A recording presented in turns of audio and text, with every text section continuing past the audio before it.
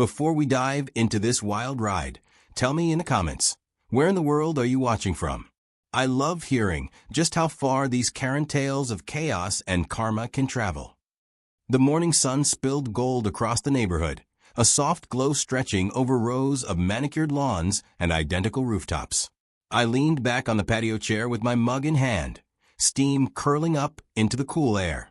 Coffee was my one untouchable ritual, the 5 minutes I carved out before emails, bills, or the endless HOA notices slipped under my door. I lifted the cup to my lips, savoring the bitter edge, when movement caught my eye on the roofline. At first, I thought it was a bird. Then I squinted and nearly dropped the mug. There, balancing on a ladder that leaned dangerously against my house, was a woman in oversized sunglasses and a floral summer dress. A tangle of blonde waves blew in the breeze as she reached up toward a small gray device bolted among the power lines. Her grip on the ladder was loose, like she'd done this 1,000 times. The device itself looked like a futuristic insect clinging to my roof, sleek, blinking, humming faintly. The woman turned her head, and I caught the sharp angle of her jaw. Rachel. Of course it was Rachel. 40 years old, queen bee of the HOA, and the kind of neighbor who'd turned trimming hedges into a power struggle. I stepped into the yard, voice raised. "Rachel, what the hell are you doing on my roof?" She didn't even flinch. Instead, she adjusted the device with one manicured hand and called down with that nasal cheerfulness she used whenever she thought she was in charge. "Community Improvement Project. Don't worry, you'll thank me later." I didn't authorize that. My heart thumped as I marched closer, craning my neck up at her. "You can't just climb on my house." She gave a small laugh, like I'd said something naive. "The HOA board voted on it last week. We're installing Wi-Fi boosters across the neighborhood. Better coverage, faster speeds. This one just happens to need your roof." Her sunglasses hid her eyes, but I could practically feel the smugness radiating from her. My grip on the coffee mug tightened. I wasn't at that meeting, and no one asked my permission. "You didn't need to be there. It's already approved." She slid down the ladder with surprising grace, the floral dress fluttering. Her perfume hit me before her feet touched the grass. Sweet, cloying, invasive, just like her. "Besides," she added, brushing imaginary dust off her dress, "you should be grateful. You get to host the hub. That's practically an honor." An honor? My laugh was sharp, humorless. "That thing is on my roof, using my space, my utilities. Who's paying for it?" She tilted her head, smile curving like she was explaining something to a child. "It's for the good of the neighborhood. Sometimes individuals have to make sacrifices for the greater community." Her words hung in the air, heavy with self-righteousness. I opened my mouth to argue when I noticed Mrs. Denton from next door standing at her window, watching. Perfect. Rachel always knew how to stage her little performances. Make me the unreasonable one, while she wrapped herself in the flag of community service. I forced my voice steady. "You're trespassing, Rachel. That's illegal. If you don't get that thing off my roof, I'll..." She cut me off with a mock gasp. "Illegal? Don't be dramatic. You want to call the cops over a Wi-Fi booster? They'll laugh you out of the precinct." She leaned closer, lowering her voice. "And let's be clear. If you touch it, you'll be fined. Tampering with HOA property isn't something we take lightly." The words landed like a punch to the gut. HOA property. She'd actually claimed my roof as theirs. I stared at her, the late morning light casting long shadows across the lawn. Her smug grin, the nosy neighbor, the silent hum of that device above me, it all pressed in at once. A hot coil of anger tightened in my chest, but beneath it lurked something worse. Helplessness. For the rest of the day, the sound of that faint hum haunted me. Inside, my wife complained about the sudden interference on the TV, the buffering wheel spinning during her show. The kids groaned when their online homework crawled to a stop. Every time I glanced out the window, I saw the booster perched like a parasite against the shingles, a constant reminder of Rachel's intrusion. I tried the polite route first, called the HOA office. The receptionist's voice was syrupy sweet as she told me the installation had been approved through proper channels. When I asked for documentation, She sent a dense packet of bylaws with highlighted sections about infrastructure projects. At the next HOA gathering, I raised the issue directly. Rachel was already there, holding court, laughing loudly at her own jokes. When I spoke, laying out my objections, she leaned back with folded arms, letting the silence draw long before responding. "He's just paranoid," she finally said, loud enough for everyone to hear. "Some people don't understand progress." The chuckles that rippled through the room burned worse than open mockery. She had painted me as a crank, the lone holdout against her vision. Nights grew worse. The boosters thrummed louder, or maybe it was just my imagination feeding the anger. My electric bill arrived higher than usual. The thought that I was paying for Rachel's little experiment gnawed at me. I unplugged the main router once, just to see if it made a difference. The next morning, I found a warning notice taped to my door. Tampering with HOA infrastructure will result in fines. No signature, but I didn't need one. Rachel's handwriting was unmistakable. Those looping, self-important letters. Everywhere I turned, it felt like she was winning. Smiling, strutting, basking in the praise of neighbors who suddenly had smoother video calls and faster downloads, all at my expense. She posted on the HOA Facebook page selfies with the boosters in the background, captions bragging about how she brought the neighborhood into the future. Meanwhile, my family suffered buffering wheels and mounting bills. My stomach knotted every time I opened the mailbox. I found myself staring at the roof from the driveway, the boosters blinking lights like a taunt, daring me to fight back. One night, lying awake, I realized I was gripping the bedsheet as if it were a rope, holding me back from storming out there with a hammer. My pulse wouldn't slow. Rage, helplessness, humiliation, they circled like vultures. Rachel had taken something more than money or bandwidth. She'd stolen my control over my own home. The next morning, I stood in the yard again, coffee growing cold in my hand, eyes fixed on the device above. The hum seemed louder now, mocking me. Rachel's voice replayed in my head. "Sacrifices for the greater community. Tampering will get you fined. You should be grateful." I whispered to myself, voice low and steady, like I was making a promise. "All right, Rachel. Game on." The words settled into the air, heavier than any argument, stronger than any outburst. I didn't know the exact plan yet, but I knew this much. She'd pushed me too far. And this time, the fight wouldn't be hers to control. The booster blinked once, a tiny pulse of light, as if answering back. The first bill hit like a sucker punch. Twice the usual amount, glaring red numbers that made my pulse climb. I sat at the kitchen table, spreading the pages across the wood as if staring long enough would shrink them. My wife leaned over my shoulder, her lips pressed into a thin line. "This is insane. We didn't even use half that data." The kids hovered in the doorway, wide-eyed, listening to the tension build like static. I knew the culprit before I even checked. That humming parasite on the roof wasn't just spreading signal. It was bleeding us dry. Rachel had turned my home into her personal transmitter, and I was footing the bill. I tried calling the provider, hoping for some technical mistake, but the rep confirmed it. Usage had spiked massively, all flowing through our account. Every binge watch, every download, every late-night shopping spree the neighborhood indulged in. It was all mine to pay. I laughed bitterly into the phone, startling the rep. "So basically, I'm paying for the neighborhood to scroll TikTok?" The silence that followed was answer enough. I hung up before my temper boiled over. That night, I met with an old friend, Marcus, a wiry IT guy with a habit of tapping his fingers when he thought. We sat in his garage surrounded by towers of blinking servers and the smell of solder. I laid out Rachel, the boosters, the skyrocketing bills. He listened, leaning back with his hands behind his head, a grin tugging at his mouth. "So the HOA queen hooked her empire straight into your service." He chuckled. "Classic parasite move." "Parasite is right. Can you prove it?" He spun to his laptop, keys clattering. Within minutes, streams of code filled the screen. Every device connected through those boosters pings back to your line. Gaming consoles, smart TVs, phones. I can trace the load. "Look here." He pointed at a spike. That's someone streaming 4K all night. And here? Probably Rachel's Facebook Live ranting about recycling bins.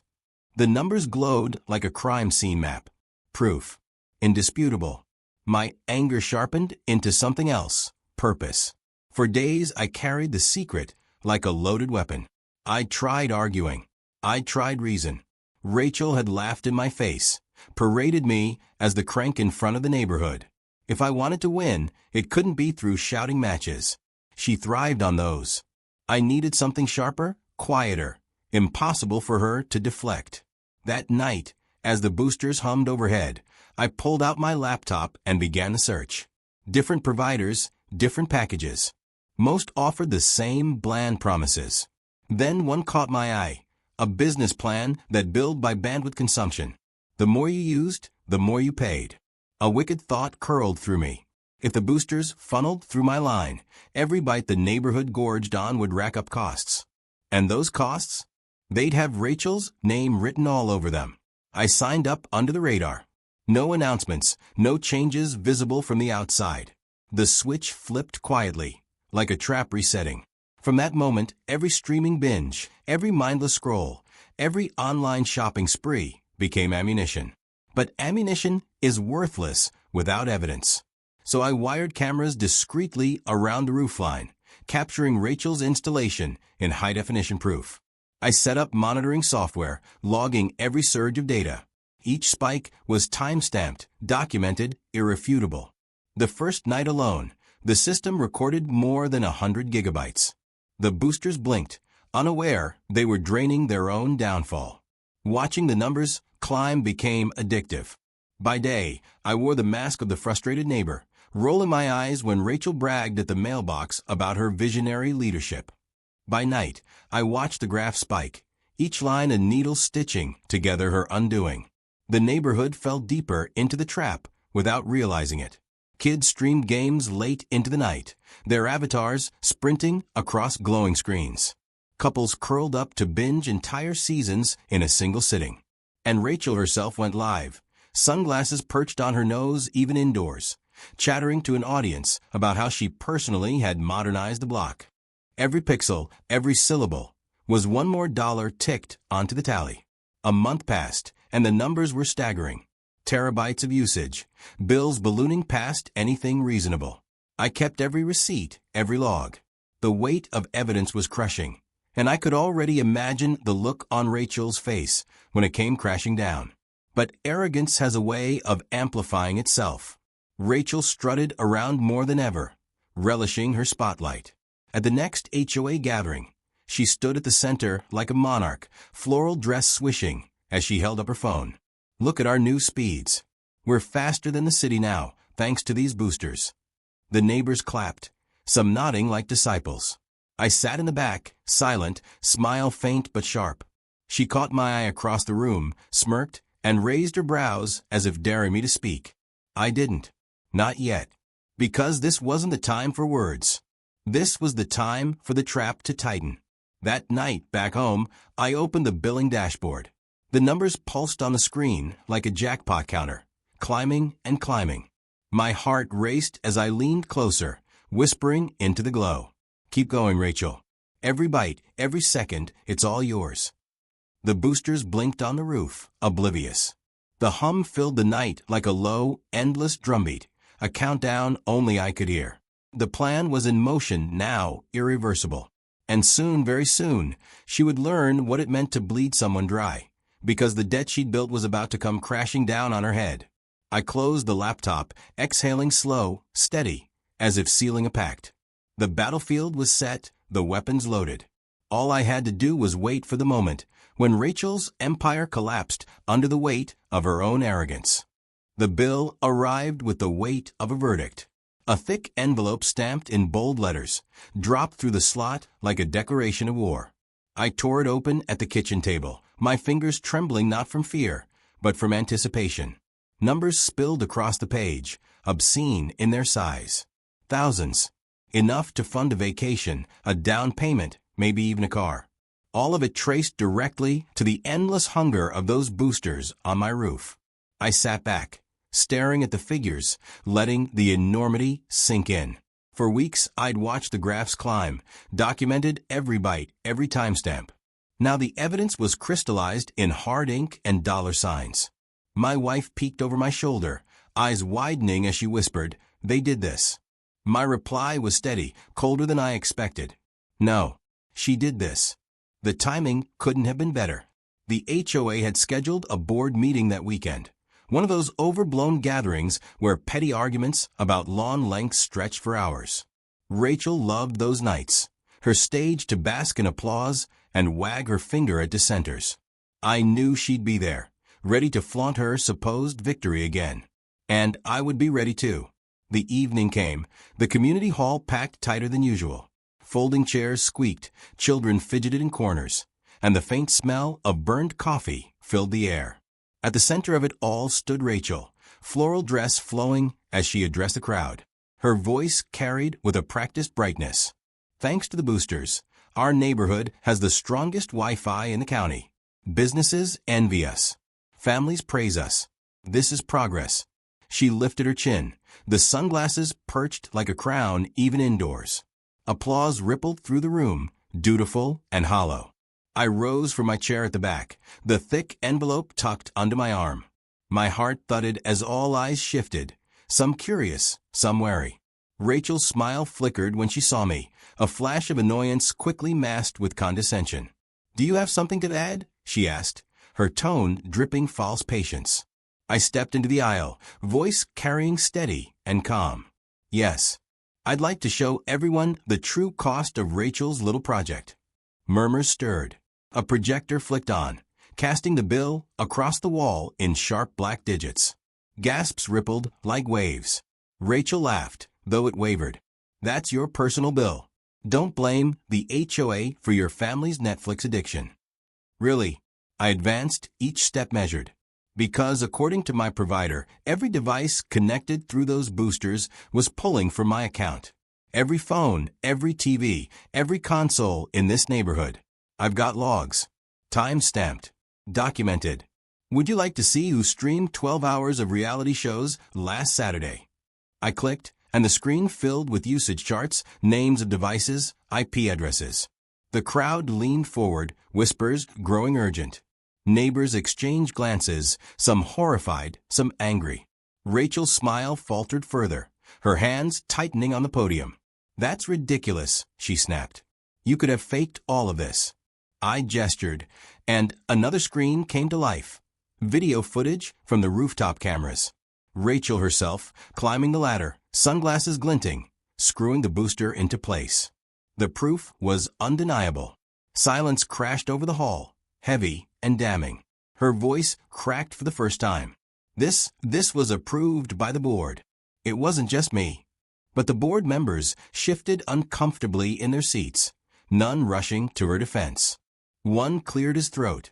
"We weren't aware it was running through your line. If that's true, then—" "It is true," I cut in, holding up the envelope. "Here's the bill. And legally, since the boosters were installed by the HOA and used by the community, the HOA is responsible for these charges." The treasurer's face drained to color. Whispers turned into open outrage. Neighbors muttered about being tricked, about Rachel's arrogance, about paying for something they never agreed to. Rachel tried to raise her voice over the noise, insisting it was for the greater good, that sacrifices were necessary. But the words rang hollow now. I placed the invoice on the podium in front of her, the paper crisp and final. "You wanted progress, Rachel. Congratulations. Here's the price tag." The treasurer reluctantly stood, adjusting his glasses. "We'll have to cover it. HOA funds are meant for projects like this. We can't place the burden on one household." His voice was strained, embarrassed. The crowd turned on Rachel then, voices sharp, accusing. She waved her hands desperately. "I was trying to help. Without me, you'd all still be crawling on slow connections." "Without you," someone shouted, "we wouldn't be stuck paying thousands for your ego trip." The meeting unraveled into chaos. Rachel's face burned red, her sunglasses no longer a shield, but a mask slipping under the weight of humiliation. She tried to argue, But every sentence collapsed under the mounting anger. The board moved quickly, stripping her of her tech chair title, distancing themselves from her decisions. She stood frozen, floral dress trembling as the foundation of her power crumbled. I stayed quiet, watching it unfold, satisfaction coiling warm in my chest. This wasn't just victory, it was justice. She had turned my roof into her empire, mocked me in public, drained my wallet without a second thought. Now the empire was ash, and she was choking on the smoke. When the meeting ended, Rachel stormed past me, sunglasses hiding the fury in her eyes, muttering curses under her breath. Outside, the parking lot lights glared harsh against the night as she fumbled into her SUV, slamming the door hard enough to echo. Back inside, the treasurer handed me a check, his hand reluctant, his eyes downcast. "We'll reimburse you fully. Going forward, the HOA will handle the costs." His words were bitter, but they were binding. Later, I sat on my porch, coffee steaming in the night air, the boosters still blinking faintly above. But now their hum no longer grated on me. It was a song of victory. Every bite they consumed was no longer my burden, but the HOA's debt, a tether tied directly to Rachel's downfall. My wife stepped out, resting a hand on my shoulder. "Feels good, doesn't it?" I smiled faintly, eyes fixed on the quiet street. The houses lined in orderly rows, the empire Rachel had tried to control. "Funny thing about bandwidth," I murmured, sipping slow. "It always comes back around." The night settled heavy and still, the glow of the boosters flickering like dying stars. Somewhere down the block, Rachel's SUV roared to life, then screeched away into the dark. The sound faded, leaving only the quiet hum of justice, steady and unrelenting, as the neighborhood carried on beneath the weight of her downfall.